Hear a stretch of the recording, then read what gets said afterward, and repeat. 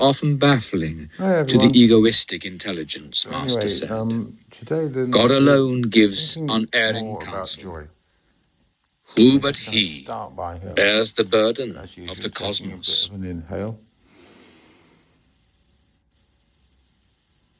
Chapter 15. Let it go. The Cauliflower Robbery. So what we Master, a gift for you. These 6 huge cauliflowers were planted with my hands. I have watched over their growth with the tender care of a mother nursing her child. I presented the basket of vegetables with a ceremonial flourish. Thank you. Sri Yukteswar's smile was warm with appreciation. Please, keep them in your room. I shall need them tomorrow for a special dinner. I had just arrived in Puri to spend my college summer vacation with my guru at his seaside hermitage. Built by Master and his disciples, the cheerful little 2-story retreat fronts on the Bay of Bengal. I awoke early the following morning, refreshed by the salty sea breezes and the quiet charm of the ashram. My guru's melodious voice was calling. I took a look at my cherished cauliflowers and stowed them neatly under my bed. Come, let us go to the beach. Master led the way. Several young disciples and I followed in a scattered group. Our guru surveyed us in mild criticism. When our Western brothers walk, they usually take pride in unison. Now, please, march in 2 rows. Keep a rhythmic step with one another. Sri Yukteswar watched as we obeyed and began to sing. Boys go to and fro in a pretty little row. I could not but admire the ease with which Master was able to match the brisk pace of his young students. Halt. My guru's eyes sought mine. Did you remember to lock the back door of the hermitage? I think so, sir.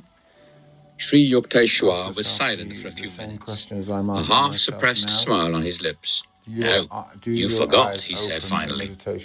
Divine contemplation must not be made an excuse for material carelessness. You have neglected your duty in safeguarding the ashram. You must be punished. I thought he was obscurely joking when he added, your 6 cauliflowers will soon only be 5. We turned around at Master's orders and marched back until we were close to the hermitage. Rest a while. Mukunda, look across the compound on our left. Observe the road beyond. A certain man will arrive there presently. He will be the means of your chastisement. I concealed my vexation at these incomprehensible remarks. A peasant soon appeared on the road. He was dancing grotesquely and flinging his arms about with meaningless gestures. Almost paralyzed with curiosity, I glued my eyes on the hilarious spectacle. As the man reached a point in the road where he would vanish from our view, Sri Yukteswar said, now he will return. The peasant at once changed his direction and made for the rear of the ashram. Crossing a sandy tract, he entered the building by the back door. I had left it unlocked, even as my guru had said.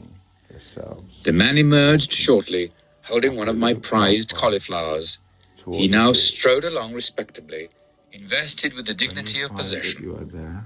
The unfolding farce, in which my role appeared to be that of bewildered victim, was not so disconcerting that I failed in indignant pursuit of the thief.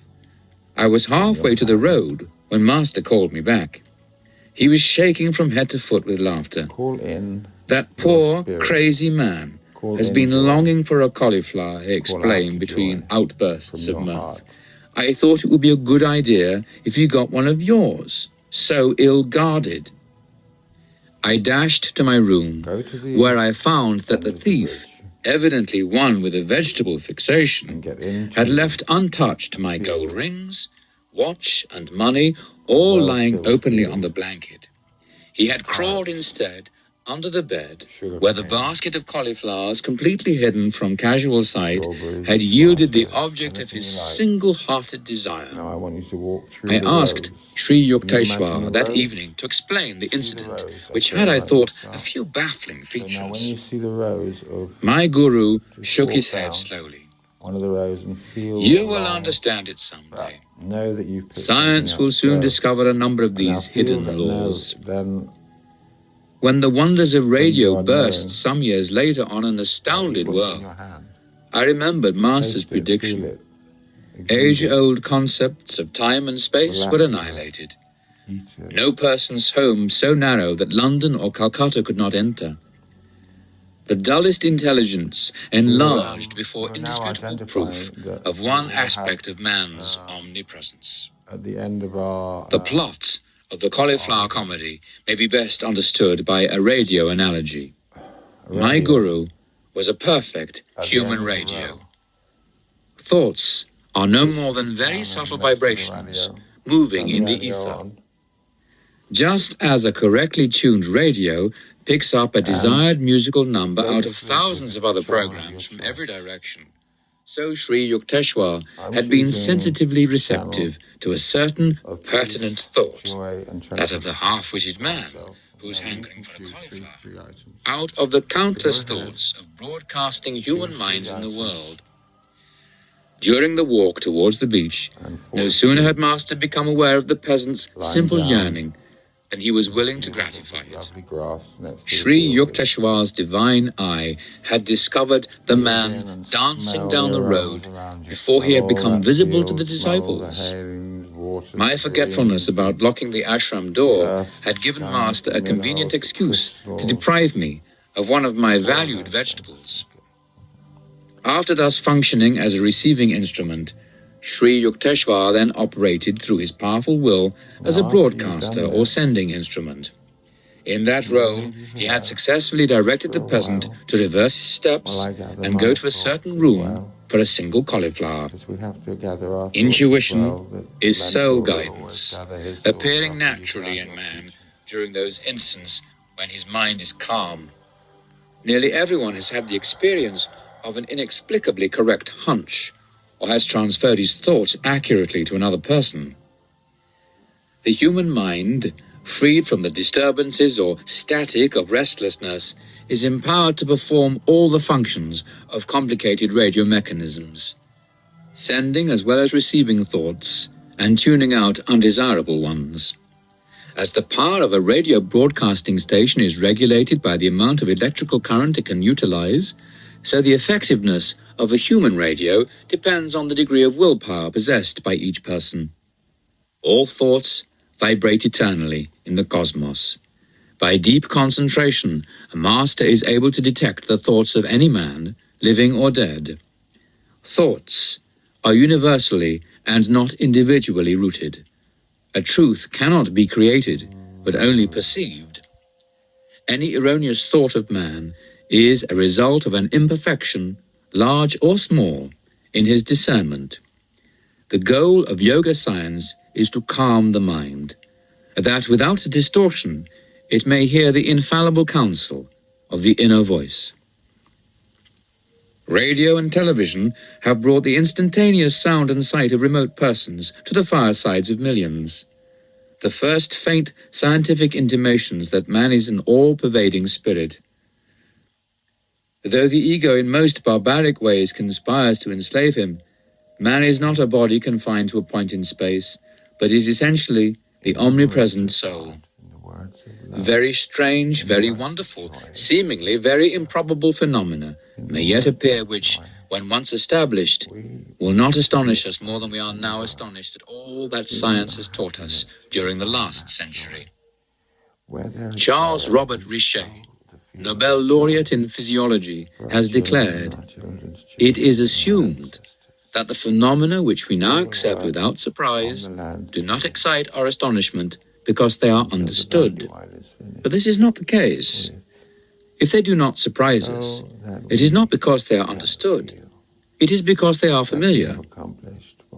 For if that which is not understood ought to surprise us, we should be surprised at everything. the fall of a stone thrown into the air, the acorn which becomes an oak, mercury which expands when it is heated, iron attracted by a magnet. The science of today is a light matter. Those amazing truths that our descendants will discover are even now all around us, staring us in the eyes, so to speak, and yet we do not see them. But it is not enough to say that we do not see them. We do not wish to see them. For as soon as an unexpected and unfamiliar fact appears, we try to fit it into the framework of the commonplaces of accepted knowledge, and are indignant that anyone should dare to experiment further. A humorous occurrence took place a few days after I had been so implausibly robbed of a cauliflower. A certain kerosene lamp could not be found. Having so lately witnessed my guru's omniscient insight, I thought he would demonstrate that it was child's play to find the lamp.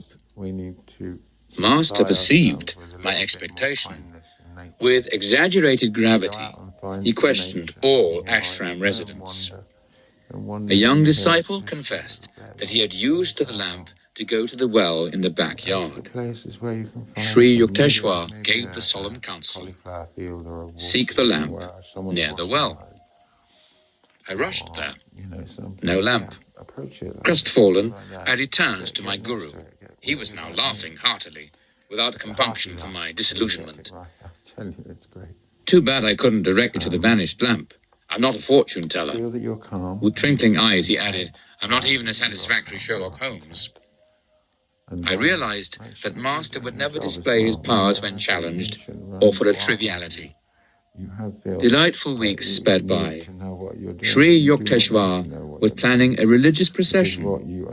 He asked me to lead the disciples across the town and beach of Puri.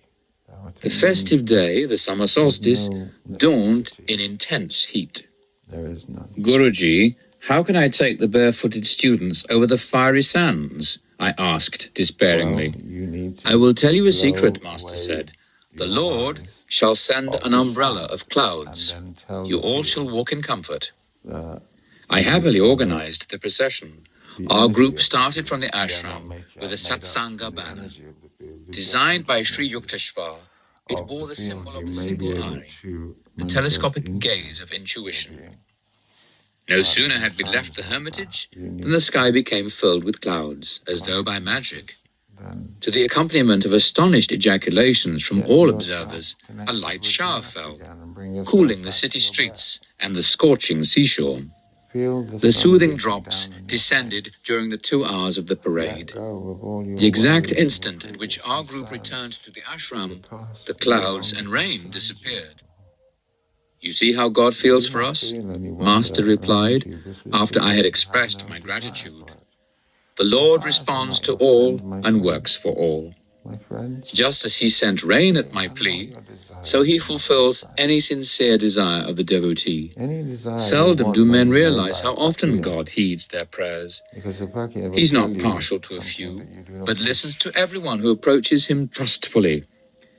His children should ever have implicit faith in the loving kindness of their omnipresent Father." Sri Yukteswar sponsored 4 yearly festivals, at the equinoxes and solstices, when his students gathered from far and near. The winter solstice celebration was held in Serampore. The first one I attended left me with a permanent blessing. The festivities started in the morning, with a barefoot procession along the streets. The voices of 100 students rang out with sweet religious songs. A few musicians played the flute and coal-cartle, drums and cymbals. Enthusiastic townspeople strewed the path with flowers, glad to be summoned from prosaic tasks by our resounding praise of the Lord's blessed name. The long tour ended in the courtyard of the hermitage. There we encircled our guru, while students on upper balconies showered us with marigold blossoms. Many guests went upstairs to receive a pudding of chana and oranges, I made my way to a group of brother disciples who were serving today as cooks. Food for such large gatherings had to be cooked outdoors in huge cauldrons. The improvised wood-burning brick stoves were smoky and tear-provoking, but we laughed merrily at our work. Religious festivals in India are never considered troublesome.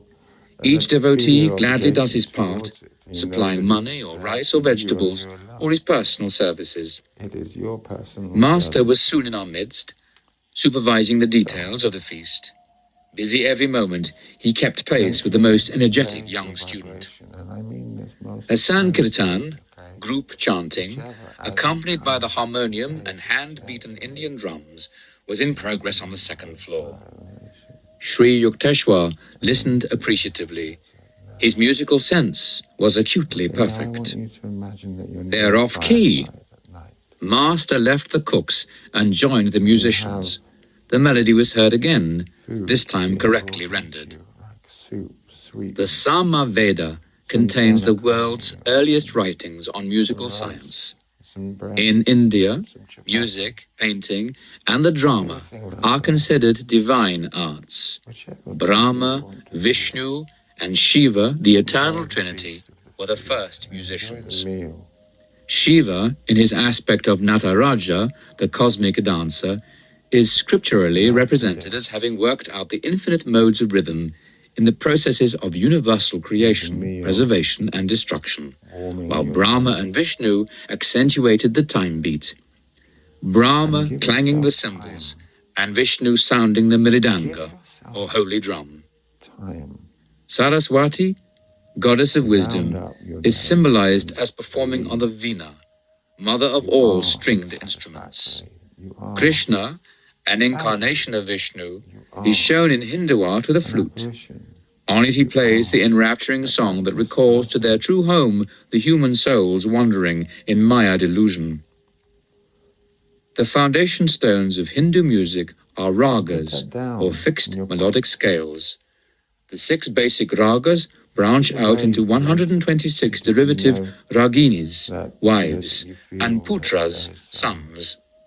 Each raga has a minimum of 5 notes, a leading note, Vadi or king, a secondary note, Samavadi or prime minister, helping notes, Anuvadi, attendants, and a dissonant note, Vivadi, the enemy. Each of the 6 basic ragas has a natural correspondence with a certain hour of the day, season of the year, and a presiding deity who bestows a particular potency. Thus, 1, the Hindoli raga, is heard only at dawn in the spring, to evoke the mood of universal love. 2, Dipaka raga, is played during the evening in summer, to arouse compassion. 3, Mega raga, is a melody for midday in the rainy season, to summon courage. 4, Bhai